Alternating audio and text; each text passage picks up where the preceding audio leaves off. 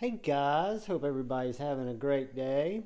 I just wanted to take a few minutes today or this afternoon or this morning and go over one of the first Benchmades that I brought into my collection. It was probably getting close to 2 years ago, and this knife had attracted my attention because I had purchased a Spyderco, and I will misflick this over and over, but this is, as I fail it, the Mini Griptilian Sheepsfoot. The full-size Griptilian Sheepsfoot I do not have, but the Mini Griptilian Sheepsfoot in G10 was the first Benchmade I brought into my collection. This is one of the first higher-end knives that I brought into my collection. I carried it. The G10 is so far worn, it's just really worn in. I promise you I can actually flip this knife reliably. I don't know why when I get horizontal into this camera it just becomes problematic. But the knife is very fidgety. Even though it's an axis lock, it really doubles as a detent and it gives you plenty of kick, so it will throw itself out. The blade is really what attracted me to it. It's got a small sheepsfoot blade, very slicey, nice flat grind, but again, really slicey blade.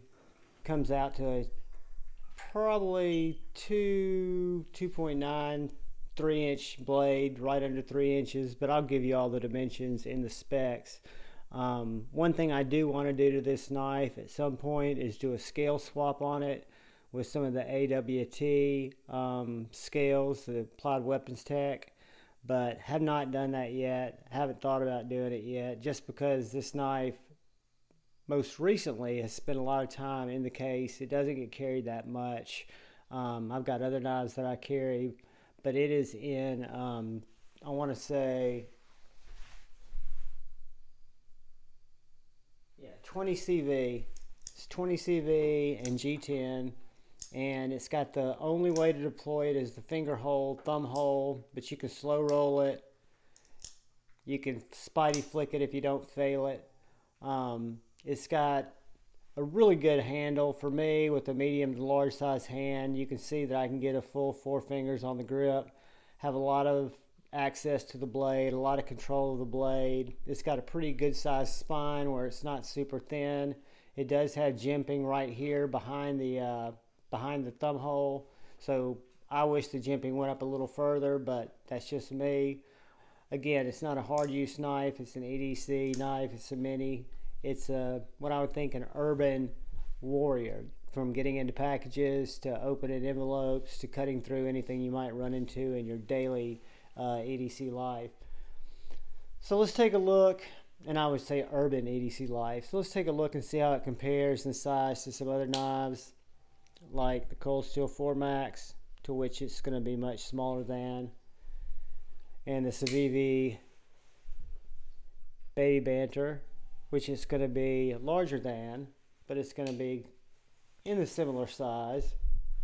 So now what we'll do is we'll look at it next to the Benchmade Bug Out, because it's still going to be smaller than the Benchmade Bug Out, but very close. If you look at the handles are right about the same size. The blade is just a little bit longer, but very, very, very small. So if we put it up to the Mini Bug Out, the Mini Grip's going to be bigger than the Mini Bug Out. If we look at it next to the 945,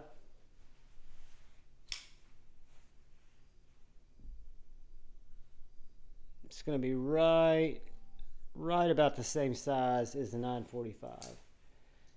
And then another good comparison knife, even though it's a different blade style, and it's made by Doug Ritter, which I actually prefer this Griptilian style, which is the Doug Ritter RSK MK1. Right around the same size as that, but the jimping on the Hogue, the blade steel, the fit and finish, there's just so many things to like about Doug Ritter, kniferights.org, and Hogue. But this is a Benchmade video, so we'll stick with it, and we'll just continue talking about what a good knife I think the Mini Grip is. It stayed in my collection this long. Even though I don't carry it that much, I do want to do a scale swap on it, possibly dress it up, make it look different, give me something to want to carry it a little bit more.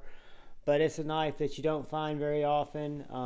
They're not in the wild as much, but if you look, you can still find them in FRN. You can sometimes find them on the secondary, or even in some new old stock in the G10.